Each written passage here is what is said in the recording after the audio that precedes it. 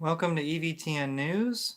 Happy time change, unless you live in Arizona or other places in the world that don't adhere to the time change. Actually, I think it seems like about half of the world, uh, well, in terms of geographical area, doesn't follow the time change, but then I think there are a lot of the higher population areas like India and China that do not follow the time change. I haven't done a lot of research into that, so don't quote me on that. But I think I want to say like at least half the world doesn't do the time change, and Arizona doesn't do the time change in the United States. I mean, I don't know. Of course, I'm not a fan, but um, yeah, I'm just going by what the clock says uh, on that. Anyway, I wanted to start out by saying that my video about Church Militant really picked up a lot of steam, and the comments very quickly turned nasty and insulting, just as I expected. And what did I say? Like, what did I say? Really, this is a Church Militant culture. Um, you're attacking their golden calf, and they're going to fight back. Of course, Church Militant is gone, and now you have John the Son of Thunder to provide you the most unbiased news on YouTube. I don't know. Is that a good least bias on YouTube? Only the facts. All my opinions are facts. Anyway. Uh, okay, so let's start out with the news. There is a new Francis document upcoming. Kissy Fernandez is preparing a new document on human dignity. Oh boy. The text was drafted by Roman theologians on bioethical issues, but Francis wanted it revised from top to bottom on arrival and on his favorite issues such as illegal immigration and environmental ideology. There could be another shock before the end of March, so just in time for Easter. And with that, I will say that Easter is right around the corner. It's really coming up, coming in fast. We still have a few weeks, but next Sunday is St. Patrick's Day, and then the following Sunday is Passion Sunday, so we're almost there. We are almost there. It's almost the end of Lent. Are you ready for the end of Lent? I am. I'm not complaining. Not complaining, but I'll be happy to get to Easter. Very happy. As will, I'm sure, all of you. Um, of course, the resurrection, the celebration of the resurrection, and um, everything that comes with it. And Easter season is a really great time in the church. Not to mention, in this region, the nice weather that comes along. So, lots of great things to look forward to. Just got to push through these last few weeks of Lent. Okay, so a lot of you probably follow the Lepanto Institute, Michael Hitchborn, and he's been doing some videos on avoiding Babylon. I don't know how many of you follow that Catholic YouTube channel, but they have some really interesting stuff. And quite honestly, I hate to say it, I hate to call myself out, but YouTube channels are very enjoyable when there are two people. I really like when there's a conversation rather than just a monologue, I guess you would say, like me. But that's just that's what happens whenever you just kind of feel like fitting this into a certain time frame, not to have a long podcast, and just sort of a summary. So that's been a long tangent, but I am going to talk about Lepanto's research. So, according to a newly released report by the Lepanto Institute and the Population Research Institute, Catholic Relief Services has promoted sinful activities, to say the least. Bishop, um, I will talk about those here in the next paragraph, but Bishop Emmanuel Badejo of Nigeria's Diocese of Oyo, who serves as the president of the Pan-African Episcopal Committee, to social communications thanked Lepanto Institute for its work in alerting the Church in Africa to the scandal of Catholic Relief Services departures from Catholic moral teaching. So here's a bishop who's not ignoring Lepanto's research. Contrast that to the United States, right? That's crazy. He's not ignoring Catholic Relief Services. Wow, that really happened in the United States. Yes, Michael Hitchborn. Um, he contacts many bishops, and they say, "Well, thanks, but no thanks," and they just ignore him. But this bishop actually pays attention in Africa, and these Africans, they're really making. It seems like they're really making an impact. And the modernists are really losing ground, especially when it comes from Africa, because they're trapped, right? You have to, I mean, if you ignore them, then you're going to be considered racist, which they probably are. But in shocking revelations, the report details that over the course of a year, um, okay,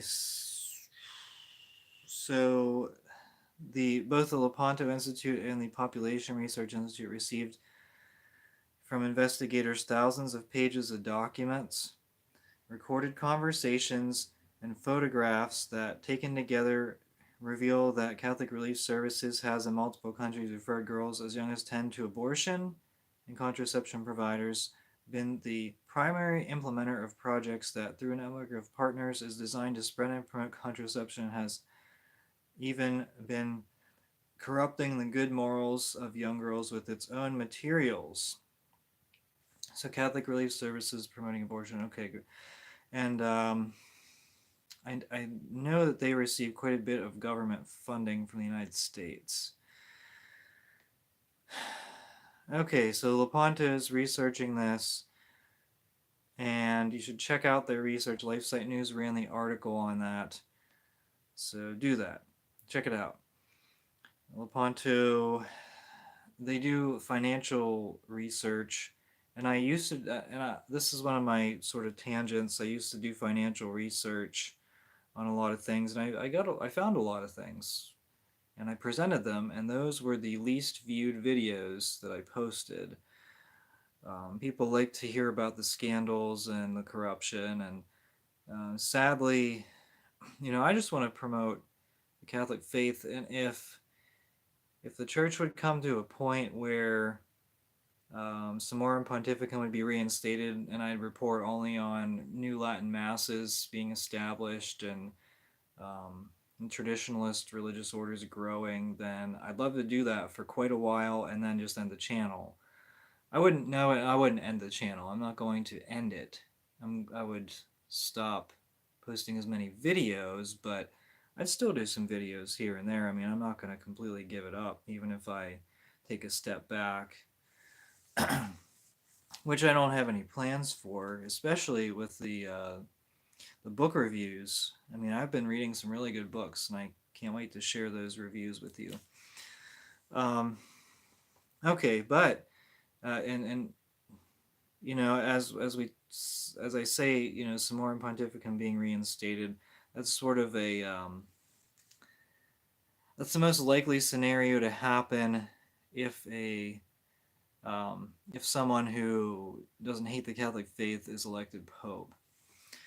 I'm not saying that would be the best option. I think banning the Novus Ordo would probably be the best option, but that's not going to happen for a while. It will happen. I'm fully confident it will, because Novus Ordo by itself, it just can't last. There's no way. But anyway, speaking in regards to popes, Francis struggled on Wednesday with his public speaking and mobility. He had difficulty in standing and couldn't get into the Pope Mobile after the audience.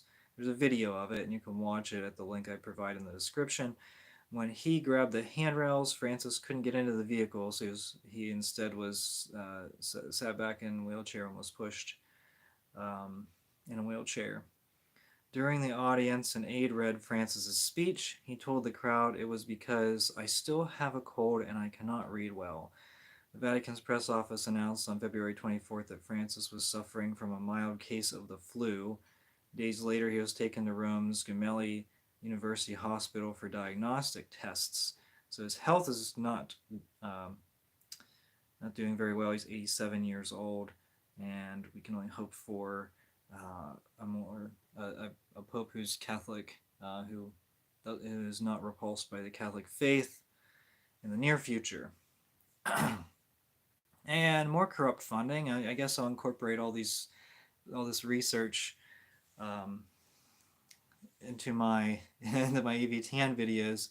This isn't my research though. It's other organizations' research. This one's from Catholic News Agency.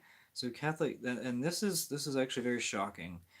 Catholic Charities of the Archdiocese of Chicago announced large-scale job cuts this week amid a plan to move away from increasingly complex and uncertain government contracts and rely instead more heavily on charitable donations.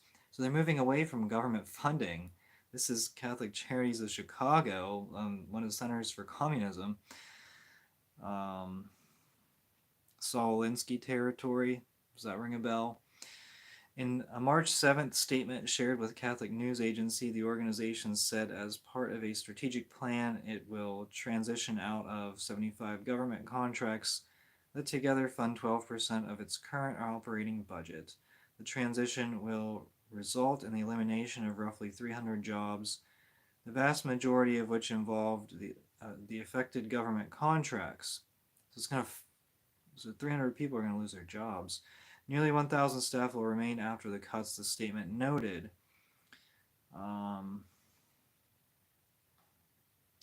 Will transition out of 70. So, Sally Blunt, the president of Catholic Charities Chicago, and CEO, said over the last decade, navigating the government services sector has grown more complex and funding has not kept up with the high rates of inflation.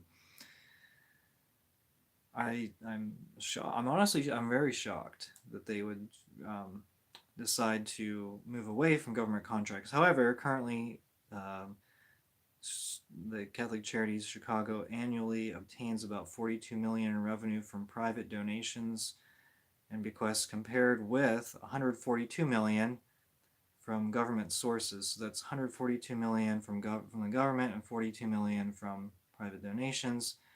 So that's close to 25% of their revenue is not from the government. So 75% is from the government. So they're cutting 12% of its operating budget. So they're still heavily reliant on government grants and government funding. But I'm honestly shocked. I'm shocked that they would move away from any government funding because that's how their organization runs, and much of government funding for any Catholic organization is for immigration, and no surprise that they kind of sell out their morals for the government money. Especially considering what's going on right now with, Biden and just Biden stating that he disagrees. He said he disagrees with the Catholic Church, but he's a Catholic in good standing. He's a practicing Catholic in good standing, and we can't, the bishops won't deny him communion. And I'm not going to answer. I'm not going to have to answer for that at my judgment, and I'm glad I won't. But other people will. Okay. The Coptic Orthodox suspended dialogue with FrancisChurch at its plenary session on March 7th. The Copts, C-O-P-T-S, are the main Orthodox church in Egypt. Citing scripture, the Copts reaffirmed their firm opposition to LMNOP activity. They explained that any blessing of such relations of whatever kind is a blessing for sin, and this is unacceptable. The key phrase, it was decided to suspend the theological dialogue with the Catholic Church to reevaluate the results of the dialogue achieved since its beginning 20 years ago, and to establish new norms and mechanisms for the continuation of the dialogue. So, it was decided to suspend the dialogue. So this is the what would you say, the culmination of the spirit of Vatican II. The communist Orthodox were invited to Vatican II.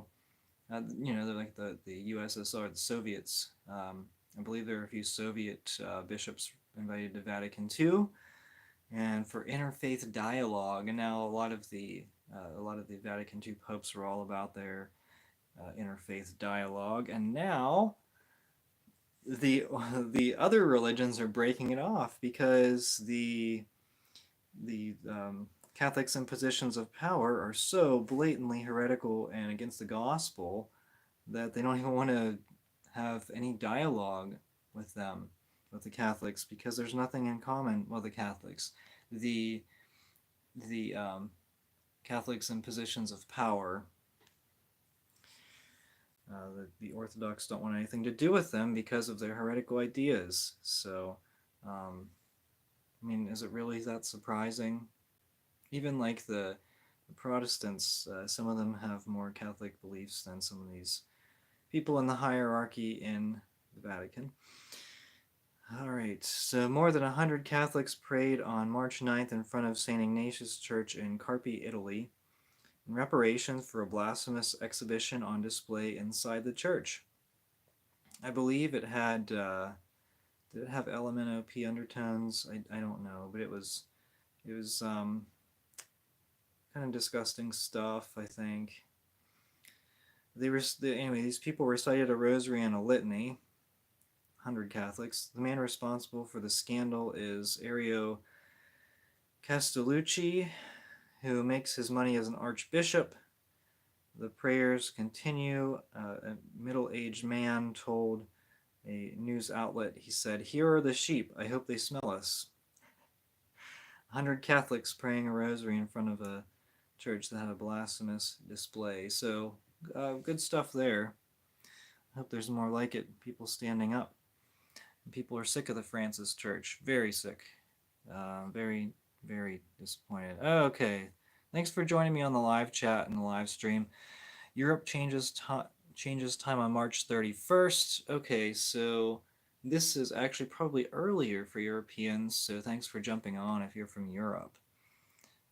For at least a few weeks. You got a few weeks. 31st, is that Easter? Easter's the 31st, I believe. So what's today? The 11th. Okay, 18th. So you have like 2 more weeks of this. 2 or 3? 3. Anyway. Okay.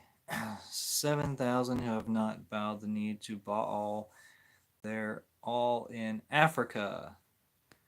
Truth Army buying church militant. Not sure what that will bring. Joey Gallagher is Truth Army. Not sure what that will bring. I think he's like affiliated with Boris. I don't know. Send plenty of money to Catholic Relief Services and all the bishop slush funds. Beach house costs money. Oh, okay, so this is an advertisement from Ad Volantis.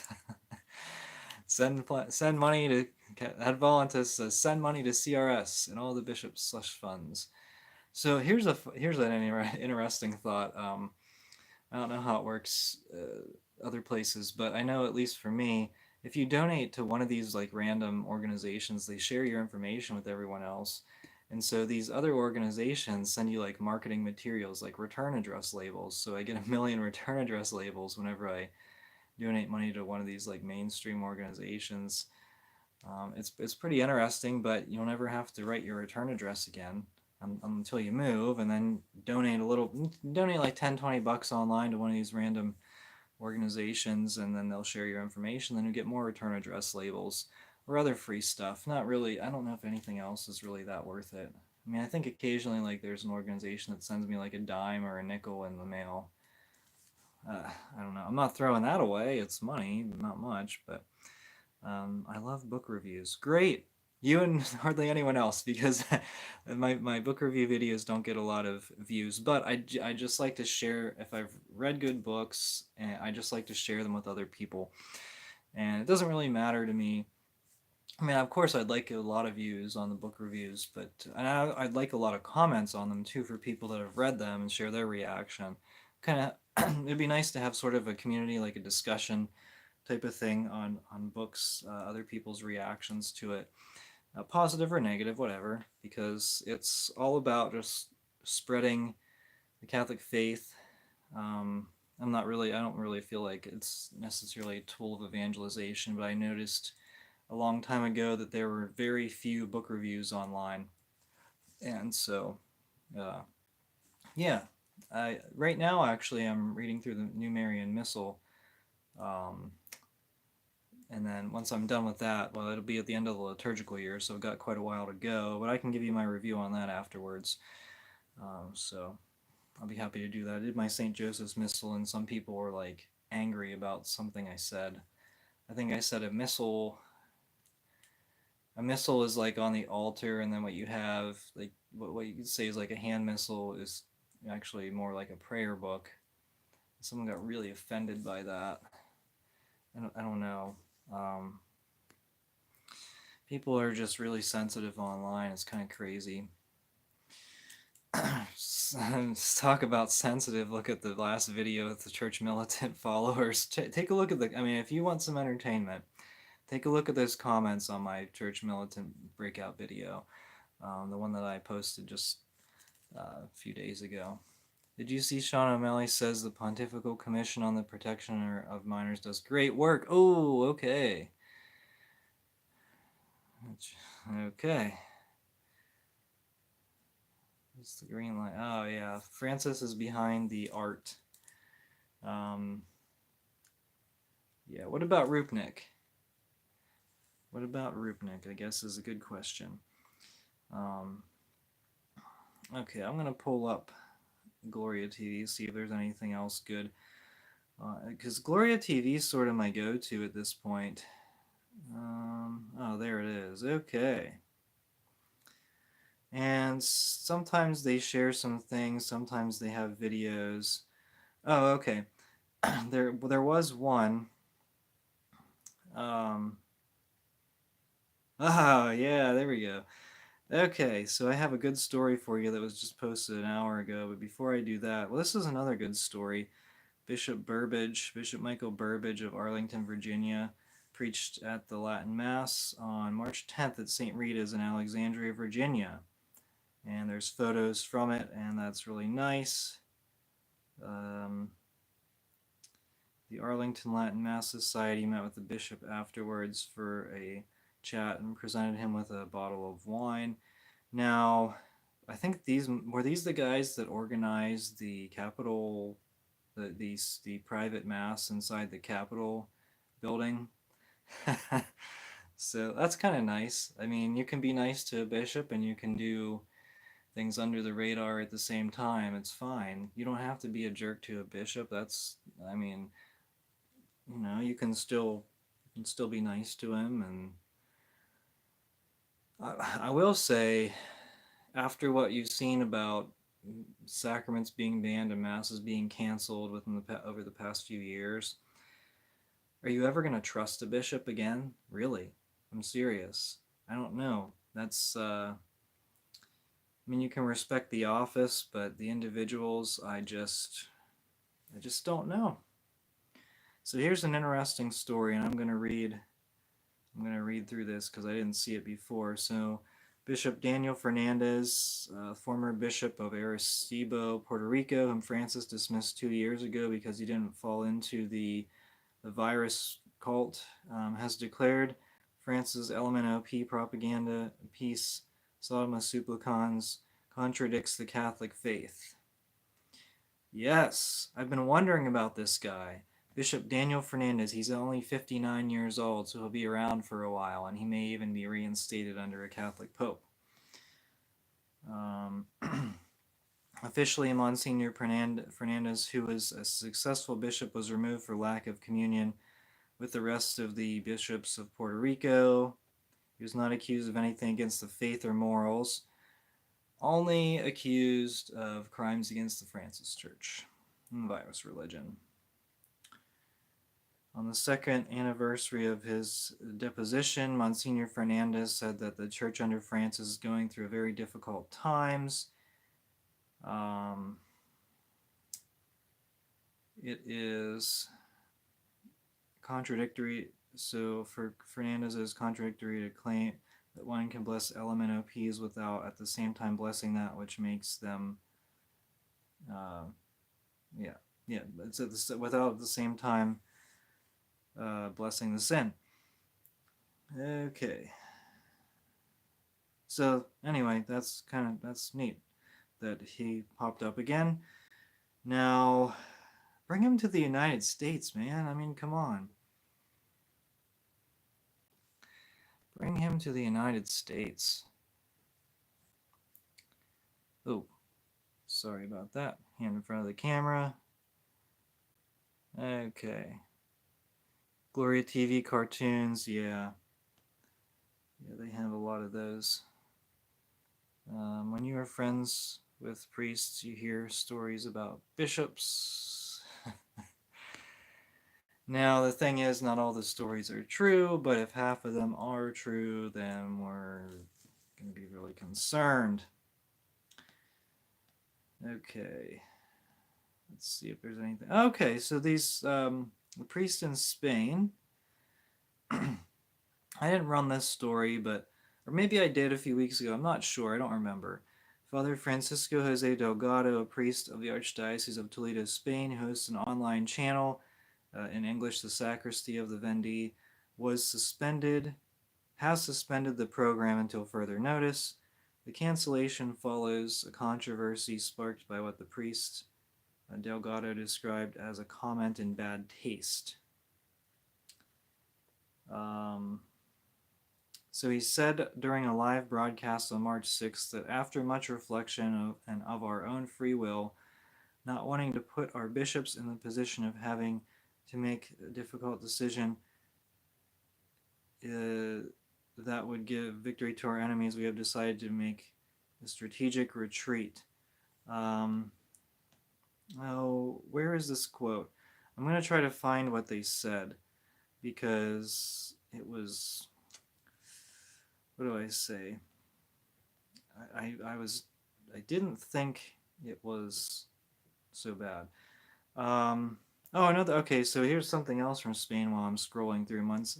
Bishop Jose Manuel Lorca Planes, Bishop of Cartagena, Spain, he said he described Francis as the springtime of the church because he has opened up many possibilities of hope. He has a great sensitivity.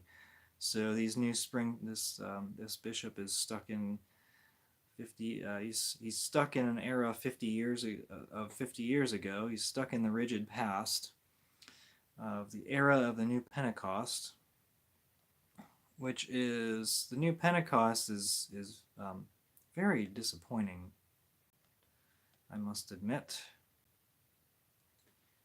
No, and I have to keep scrolling. Oh, where are these Spanish bishops or Spanish priests? Oh, a Spanish bishop has asked Francis to withdraw his LMNOP blessings document.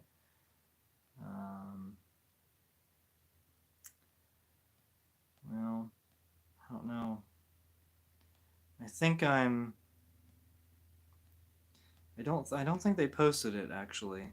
Okay, well, anyway, they said something like they wish that these Spanish priests that I was talking about, they said I'm paraphrasing, but they said they wish that Francis would go to heaven very soon. And people interpreted that how they wanted. And I don't know that, I don't know. I mean, wishing that someone would go to heaven is not a bad thing. And I mean, I can obviously see what people are getting at, but if they say that they wish that he would go to heaven, then that's much better than other people would say. Yeah, I'll leave it at that. So, anyway, okay. Spring, bleak midwinter. Oh, well, new springtime. Yes. So, yes, if you go to Alaska in January, you'll see something comparable to the new springtime of the church. Yeah. Our Lady of La Salette, pray for us. Yes. Okay, so that's what I have today. Yeah, and if anyone has any comments or anything, always feel free to comment on any of my videos, especially the book reviews. It's always great. I always enjoy if people have read the same books as me and then they have positive comments or well, any comments that you want to make on the books. It's always great to see someone else reading similar books. Great show, John. Love the live chat. Thank you. Thanks for commenting. Okay.